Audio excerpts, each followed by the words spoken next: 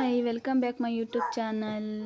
ನಾನಿವತ್ತು ಯಾವ ದೇವಸ್ಥಾನದಲ್ಲಿದ್ದೀನಿ ಅಂತ ಸ್ವಲ್ಪ ಜನ ಗೊತ್ತಿರುತ್ತೆ, ಆದರೂ ಗೊತ್ತಿಲ್ಲದೆ ಇರೋರು ಇರ್ತೀರಾ ಅಂತ ಹೇಳ್ತಾ ಇದ್ದೀನಿ. ಇದು ಪಾಂಡವಪುರ ತಾಲೂಕು ಕೆ ಬೆಟ್ಟಹಳ್ಳಿ ಹುಲ್ಕೆರೆ ಕೊಪ್ಪಲಲ್ಲಿರೋ ವಿಜಯಕಾಳಿ ದೇವಸ್ಥಾನ, ಪವಾಡ ಬಸಪ್ಪನವರ ಪುಣ್ಯಕ್ಷೇತ್ರ. ನೋಡಿ, ಇಲ್ಲಿಗೆ ಹೋಗೋಕ್ಕೂ ಮುಂಚೆ ನನಗೆ ತುಂಬ ಪ್ರಾಬ್ಲಮ್ಸ್ ಇತ್ತು. ಅಂದರೆ ನಾನು ಯಾರೂ ಹೇಳಿದ್ದಲ್ಲ, ಅಕಸ್ಮಾತ್ ಇನ್ಸ್ಟಾಗ್ರಾಮಲ್ಲಿ ನೋಡ್ತಾ ಸಿಕ್ಕಿದ್ದು. ಹಂಗಾಗಿ ಅಡ್ರೆಸ್ನ ಕೇಳಿಕೊಂಡು ಹೋಗಿದ್ದೆ. ನಮ್ಮ ಯಜಮಾನ್ರು ತುಂಬ ಡ್ರಿಂಕ್ಸ್ ಮಾಡ್ತಾಯಿದ್ರು. ಒಂದ್ಸಲ ಹೋಗಿ ಬಸಪ್ಪನ ಆಶೀರ್ವಾದದಿಂದ ಕುಡಿಯೋದು ಬಿಡಿಸೋಕ್ಕೆ ಅಂತ ಹೋಗಿದ್ದೆ.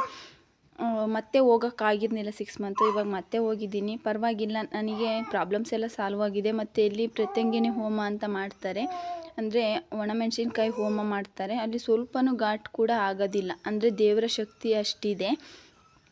ನಿಮಗೂ ಯಾರಿಗಾದ್ರೂ ಏನಾದ್ರು ಪ್ರಾಬ್ಲಮ್ಸ್ ಇದ್ದರೆ ಈ ದೇವಸ್ಥಾನಕ್ಕೆ ಹೋಗಿ ಬನ್ನಿ. ಇದ್ರ ಅಡ್ರೆಸ್ಸು ಮತ್ತು ಸ್ವಾಮೀಜಿಯವ್ರ ನಂಬರ್ನ ನಾನು ಡಿಸ್ಕ್ರಿಪ್ಷನ್ನಲ್ಲಿ ಮೆನ್ಷನ್ ಮಾಡಿರ್ತೀನಿ. ಶ್ರೀ ವಿಜಯಕಾಳಿ ಕ್ಷೇತ್ರ, ಅಂದರೆ ಪವಾಡ ಬಸಪ್ಪನವರ ಪುಣ್ಯಕ್ಷೇತ್ರ ಅಂತ ಕರೀತಾರೆ ಈ ದೇವಸ್ಥಾನನ. ನೋಡಿ, ಬಸಪ್ಪ ಬಂದು ಎಣ್ಣೆ ಕುಡಿಯೋರು ಬಿಡಿಸೋದಾಗಲಿ, ಮತ್ತು ನಮಗೆ ಏನೇ ಮನಸ್ಸಲ್ಲಿ ಒಂದು ಪ್ರಶ್ನೆನ ಇಟ್ಕೊಂಡು ಕೇಳಿಕೊಂಡ್ರೆ ಅದು ಬಲಗಾಲಿಂದ ನಮ್ಮ ಕೈ ಮೇಲೆ ಇಟ್ಟಿದ್ರೆ ಅದಾಗುತ್ತೆ ಅಂತ ಹೇಳ್ತಾರೆ. ಮತ್ತು ಇಲ್ಲಿ ಇನ್ನೊಂದು ವಿಶೇಷ ಏನಂದರೆ, ನನಗೆ ಅಕಸ್ಮಾತಾಗಿ ಸಿಕ್ಕಿದ್ದೇನೆಂದರೆ, ಇದು ಮಜಾ ಭಾರತ ಕಂಟೆಸ್ಟೆಂಟ್ ಚಂದ್ರಪ್ರಭಾ ಮತ್ತು ಅವ್ರ ತಂಡದವರು ಬಂದಿದ್ದರು. ಅವರು ಕೂಡ ಸಿಕ್ಕಿದ್ರು. ಅವರು ಈ ದೇವಸ್ಥಾನದ ಬಗ್ಗೆ ಮಾತಾಡಿದ್ದಾರೆ, ಮುಂದೆ ಬರುತ್ತೆ ನೋಡಿ. ಯಾರಿಗಾದ್ರೂ ಏನಾದ್ರು ಪ್ರಾಬ್ಲಮ್ ಇದ್ದರೆ, ಮಕ್ಕಳಾಗದೇ ಇದ್ದವರು, ಮತ್ತು ಯಾರಾದರೂ ಮನೆಯಲ್ಲಿ ತುಂಬ ಡ್ರಿಂಕ್ಸ್ ಮಾಡೋರಿದ್ದರೆ, ಮತ್ತು ನಿಮಗೆ ಯಾರಾದರೂ ಅಮೌಂಟ್ ಇಸ್ಕೊಂಡು ಕೊಟ್ಟಿಲ್ಲದೆ ಇರೋರಿದ್ದರೆ, ಮತ್ತು ಮನೇಲಿ ಏನೇ ಪ್ರಾಬ್ಲಮ್ ಇದ್ರೂ ಇಲ್ಲಿ ಬಂದರೆ ಒಳ್ಳೆಯದಾಗುತ್ತೆ ಅಂತ ಹೇಳ್ತಾರೆ. ನೋಡಿ, ತುಂಬ ಜನ ಇದ್ದಾರೆ. ನಾನು ಅಮಾವಾಸ್ಯೆ ದಿನ ಹೋಗಿದ್ದೆ, ಒಂದು ಜಾತ್ರೆಗೆ ಸೇರೋ ಅಷ್ಟು ಜನ ಸೇರಿದ್ರು. ಏನೇ ಪ್ರಾಬ್ಲಮ್ ಇದ್ದರೂ ಸಾಲ್ವ್ ಆಗುತ್ತೆ. ಮತ್ತು ರೆಸಿಪ್ಟ್ ತಗೊಂಡು ದೀಪಾರತಿ ಮಾಡಿ ದೀಪಗಳನ್ನ ಬೆಳಗಿ ಇಲ್ಲಿ ನೋಡಿ ಹಾಕಿದ್ದಾರೆ, ಉರಿತಾ ಇದೆ, ಕಾಣಿಸುತ್ತೆ ಅನಿಸುತ್ತೆ ನಿಮಗೆ. ಮತ್ತು ಇನ್ನೊಂದು ವಿಶೇಷತೆ ಏನಂದರೆ, ಆಲದ ಮರದ ಎಲೆ ಮೇಲೆ ನಮ್ಗೆ ಏನೇ ಪ್ರಾಬ್ಲಮ್ಸ್ ಇದ್ದರೂ ಅದನ್ನು ಬರೆದು ಹೋಮಕುಂಡದಲ್ಲಿ ಹಾಕೋದ್ರಿಂದ ನಮ್ಮ ಪ್ರಾಬ್ಲಮ್ಸ್ ಎಲ್ಲ ಸಾಲ್ವ್ ಮಾಡಿಕೊಡ್ತಾಳೆ ತಾಯಿ ಅಂತ ಹೇಳ್ತಾರೆ. ನಮಗೆ 3 ಸಲ ಅಥವಾ 5 ಸಲ 9 ಸಲ ಹೋಗೋದ್ರಿಂದ ಏನೇ ಪ್ರಾಬ್ಲಮ್ ಇದ್ದರೂ ಸಾಲ್ವ್ ಆಗುತ್ತೆ ಅಂತ ಹೇಳ್ತಾರೆ. ನೋಡಿ, ಇಲ್ಲಿ ದೀಪ ಬೆಳಗಿ ಹಾಕ್ತಾ ಇದ್ದಾರೆ. ಆ ಥರ ನಾವು ಏನೇ ಕಷ್ಟಗಳನ್ನ ಬೇಡ್ಕೊಂಡು ದೀಪ ಬೆಳಗಿ ಅಲ್ಲಿ ಹಾಕಿ ಆ ದೀಪ ಹೇಗೆ ಉರಿಯುತ್ತೋ ಅದೇ ಥರ ನಮ್ಮ ಕಷ್ಟಗಳು ಹೋಗುತ್ತೆ ಅಂತ ಹೇಳ್ತಾರೆ. ಈ ಪುಣ್ಯಕ್ಷೇತ್ರಕ್ಕೆ ನಿಮ್ಗೆ ಯಾರಾದರೂ ಏನಾದರೂ ತೊಂದರೆ ಇದ್ದರೆ ಬಂದು ನೋಡಿ. ನಿಮಗೂ ಏನನ್ಸುತ್ತೆ, ಪಾಸಿಟಿವ್ ಎನರ್ಜಿ ಬರುತ್ತೆ. ನಮಗೆ ಏನೇ ಮನಸ್ಸಲ್ಲಿ ಗೊಂದಲ ಇದ್ರೂ ಕೂಡ, ಮನೇಲಿ ಏನೇ ಪ್ರಾಬ್ಲಮ್ಸ್ ಇದ್ದರೂ ಕೂಡ 1 ಸಲ 2 ಸಲ ಬಂದ ತಕ್ಷಣವೇ ಗೊತ್ತಾಗುತ್ತೆ. ಪಾಸಿಟಿವ್ ವೈಬ್ ಇದೆ ಆ ದೇವಸ್ಥಾನದಲ್ಲಿ ಒಂಥರ. ತುಂಬ ಜನ, ಇಷ್ಟು ಜನ ಒಂದು ದೇವಸ್ಥಾನಕ್ಕೆ ಬರ್ತಾರೆ ಅಂದರೆ ಸುಮ್ಮನೆ ಬಂದಿರೋದಿಲ್ಲ ಅಲ್ವಾ.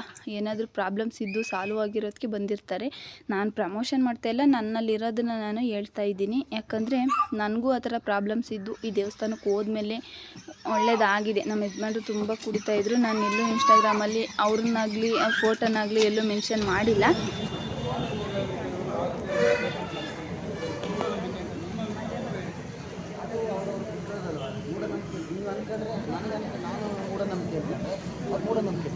ನಂಬಿಕೆ ಅಂತ ನಾನು ಇಟ್ಕೊಂಡು ನಂಬಿಕೆ. ಸೊ ನನಗೆ ನಾನು ಅಂತ ಹೇಳ್ತಾ ನನ್ನ ಒಂದು ಏನಂತ ಸಣ್ಣ ಯೋಚನೆ ನನಗೆ ಒಳ್ಳೇದಾಗ್ತಂದ್ರೆ ಅದು ನಾನು ಮಾಡ್ಕೊಂಡು ಇವ್ರು ಯಾರೋ ಬಂದು ಮೂಢನಂಬಿಕೆ ನೀನು ನಂಬೇಡ ಅಂತ, ಮೂಢನಂಬಿಕೆ ನೀನು ನಂಬೇಡ ಅಂತ, ನೀನು ನಾನೇ ಕೇಳಿ ನನ್ನ ನಂಬಿಕೆ ಇದೆ.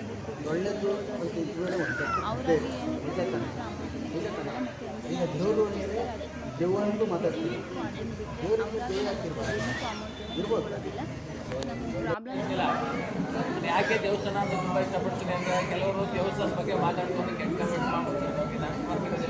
ಯಾಕಂದರೆ ನನಗೇನು ಅಂದರೆ, ನಾನು ಇರ್ತೇನೆ, ನನಗೆ ದೇವ್ರ ಪೂಜೆ ಮಾಡೋದು ಬಿಟ್ಟು ನಾನು ಇಷ್ಟು ಸಲ ದೇವಸ್ಥಾನಕ್ಕೆ ಹೋದಾಗ ಹಲವಾರು ಹೀಗೆ ಬಂದಾಗ ನಾನು ದೇವ್ರ ಬಗ್ಗೆ ನಾನು ಮಾತಾಡ್ತೀನಿ.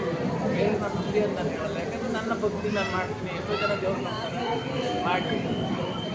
ಯಾಕೆಂದರೆ ನಾನು ಹಲವಾರು ದೇವಸ್ಥಾನದಲ್ಲೇ ಪೂಜೆ ಪುರಸ್ಕಾರ ಮಾಡ್ತೀನಿ. ಸಂದೇವ್ರ ದೇವಸ್ಥಾನದಲ್ಲಿ ಇದೆಲ್ಲ ಮಾಡ್ತೀನಿ. ದೇವ್ರು ನಮಗೆ ಒಳ್ಳೇದು ಮಾಡ್ತೀನಿ. ಏಕೆಂದರೆ ಇವತ್ತು ಬೆಂಗಳೂರು ಅಂತ ಒಂದು ದೊಡ್ಡ ಇದರಲ್ಲೇ ಚಾನಲಲ್ಲಿ ಕೆಲಸ ಮಾಡ್ತೀನಿ ಅಂದರೆ ಅದು ಸಾಧ್ಯ ಅಲ್ಲ. ಏನೋ ದೇವ್ರ ಆಶೀರ್ವಾದ.